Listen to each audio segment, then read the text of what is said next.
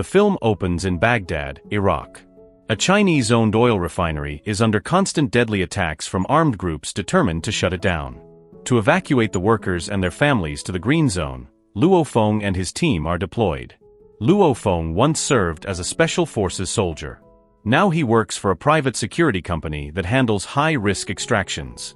At the refinery, Luo Feng meets Professor Chung. She explains that more than 500 workers and their families are still trapped inside the compound. They must be moved to a safe zone as soon as possible because the attacks are becoming more frequent and more violent. Luo Feng reassures everyone. He says his team will escort all personnel to the green zone where transport helicopters are already waiting for them. Luo Feng and his team immediately begin planning the mission. They analyze satellite images and search for the safest possible route. Most desert roads have been damaged or destroyed due to repeated ambushes. After a long assessment, they choose the highway of death.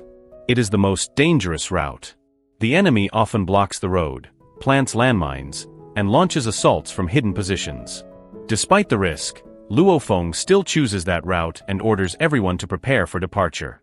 In a nearby village, Henry visits Chris to give him his share of money from a previous job. When Chris starts counting the money, Henry tells him there is no need. Chris refuses.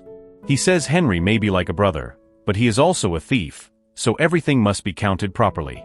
Henry then offers a new job with 5 times the payment. He wants to kidnap the daughter of Unicorp's director, Kim. Henry believes she supplied weapons to his enemies, which led to the death of 5 of his men. He plans to carry out the kidnapping before the refinery evacuation begins. Chris refuses and returns to the village, unwilling to get involved. Back in the village, the water pump suddenly breaks down. Owen arrives to inspect it. He says the pump itself is fine. The problem is that Unicorp deliberately cut the water supply. Owen suggests offering money so they will open the valves again. Chris dislikes the idea, but he still asks how much it would cost.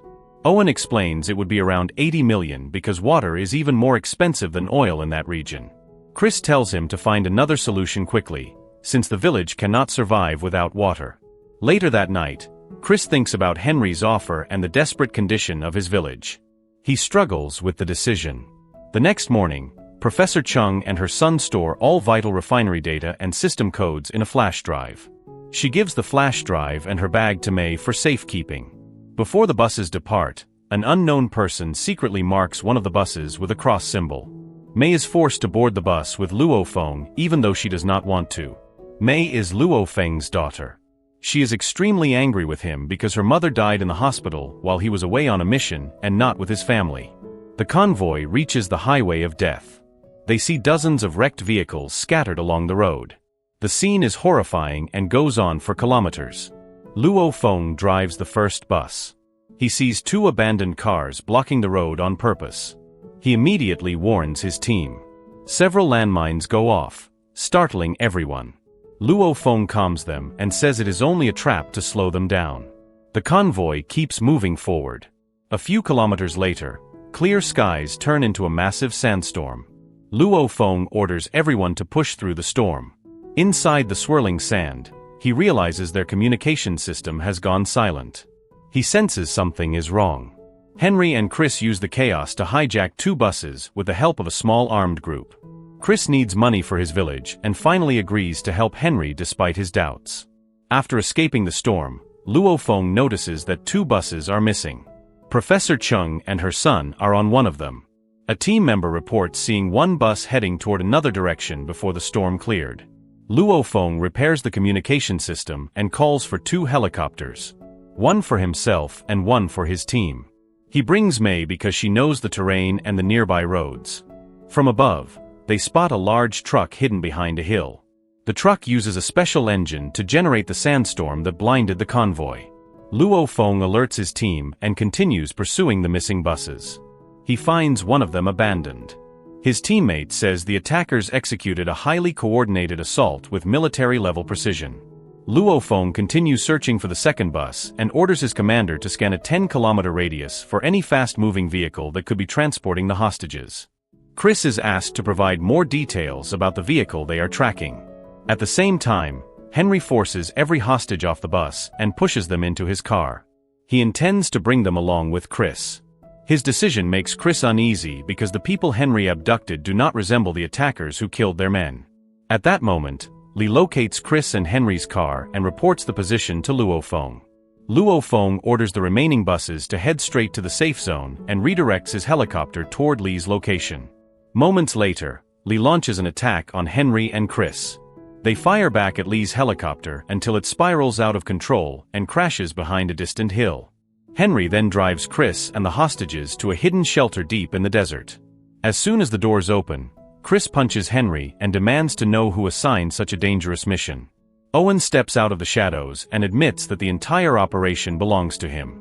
Chris is stunned. Owen explains that for 16 years, the unicorn people kept everything for themselves and never shared any profit. He plans to take the refinery, run it on his own terms, and keep all the money. Professor Chung realizes that Owen has been the mastermind behind every attack on the refinery. Owen offers Chris a deal to keep Luo Feng out of the way. Chris refuses.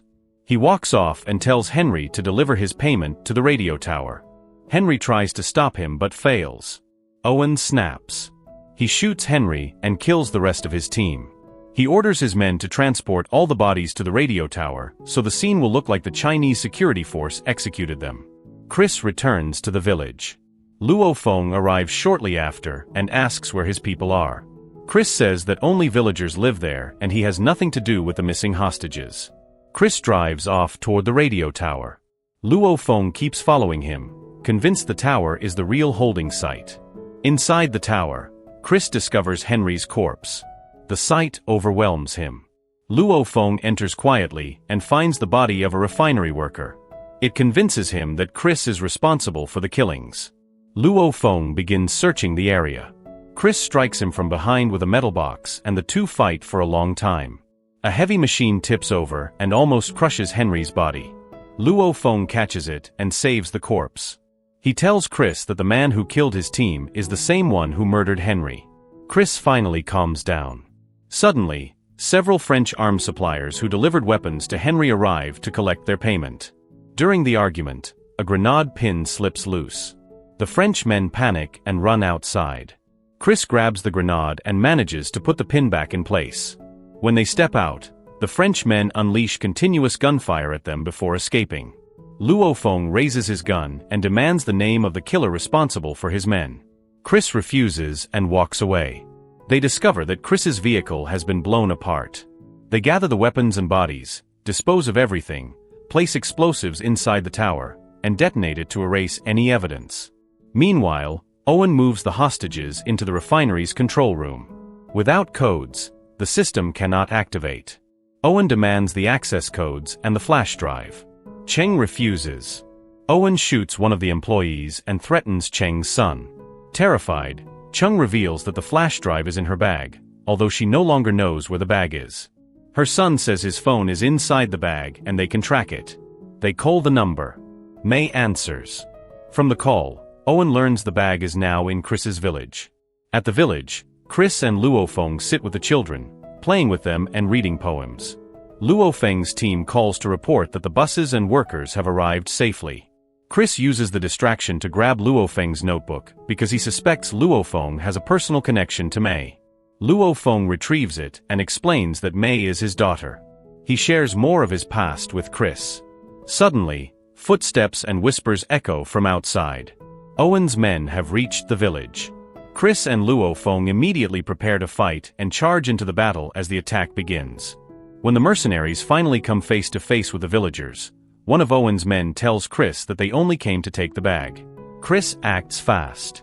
He grabs the bag and throws it in front of them. The mercenaries take it and leave without saying much. May gets angry at Chris for giving it up so easily. Chris says he only wants to keep the villagers safe and avoid bloodshed. The next morning, after Chris asks, May explains that the bag contained a flash drive with codes and data used to extract oil from the refinery. The mercenaries plan to steal millions of gallons of oil through an underground water pipeline and send it to the port where a ship is waiting. At the same time, the captain of the German vessel contacts Owen and says they have reached the exact location he requested and are ready to receive the stolen oil. Chris and Luo Feng decide to go to the refinery to stop Owen before the operation is completed. Luo Feng tells his daughter to stay in the village where she will be safe, Then he heads out with Chris. Meanwhile, Owen's men deliver the bag to him. Professor Chung plugs in the flash drive and enters the coded sequence needed to activate the refinery system. Oil begins flowing toward the German ship through the redirected water pipeline. By the time the system is running, Chris and Luofeng have already slipped inside the refinery. They fight their way past armed guards and move toward the control room. When Owen notices they are getting closer, he destroys the flash drive so they cannot stop the oil transfer. He escapes with a few men and leaves the remaining guards to slow Chris and Luofeng down. Chris and Luofeng make it to the control room after a fierce fight. They rescue Professor Chung and her son and get them out of danger. Luofeng decides to stay behind and deal with the rest of Owen's men. He orders Chris to chase Owen before he disappears. Chris obeys, but Owen still manages to escape through a side exit. Outside, Chris sees his favorite car speeding toward him. He calls it Susie, but when he notices May driving it, he forces himself to stay calm. He tells her to help him chase Owen. May ignores Chris' warning about the car's limits and pushes it too hard. She jumps the car over a ramp. The car flips and is badly damaged. May climbs out and says, "Sorry, Susie." Chris explodes with anger and yells at her for destroying the car he cherished. Inside the refinery grounds, Luofeng has already taken down most of Owen's men and begins chasing Owen again. He soon appears with a jet engine truck that can catch up to almost anything. Chris and May climb aboard and they continue the pursuit. The distance to Owen is too great. Chris activates the jet engine and the truck accelerates violently. It slams into Owen's oil convoy. All three oil trucks explode in a massive fireball. Owen's car crashes and his driver dies instantly. Owen survives the wreck and keeps running through the desert road, desperate to escape. The explosion ruptures the truck's fuel tank. Gasoline leaks rapidly. Chris grabs the fuel hose with his hands and tells Luofeng to keep driving no matter what. Luofeng restarts the jet engine and pushes the truck forward. They soon notice the brakes no longer work and a steep cliff lies ahead.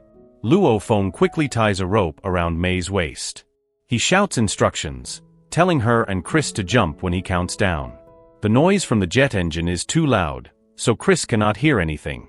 The truck keeps accelerating and pushes Owen's damaged car right to the edge of the cliff.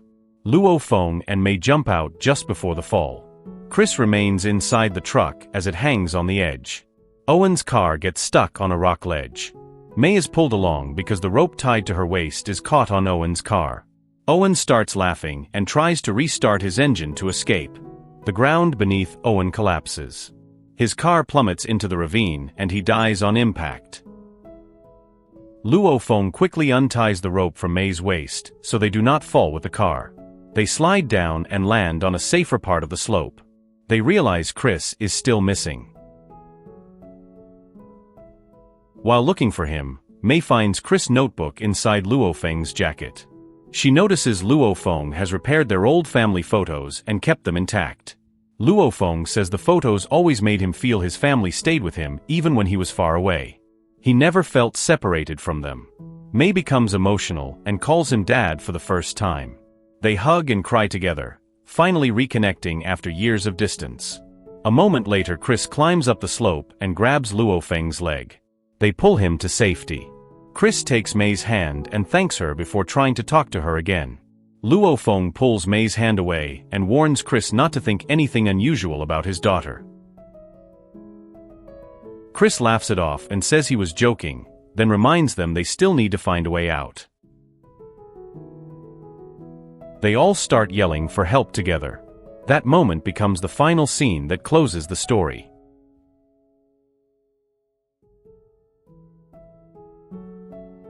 The story shows that blind loyalty can push you in the wrong direction. You need the courage to choose what is right even when someone close to you is involved in wrongdoing.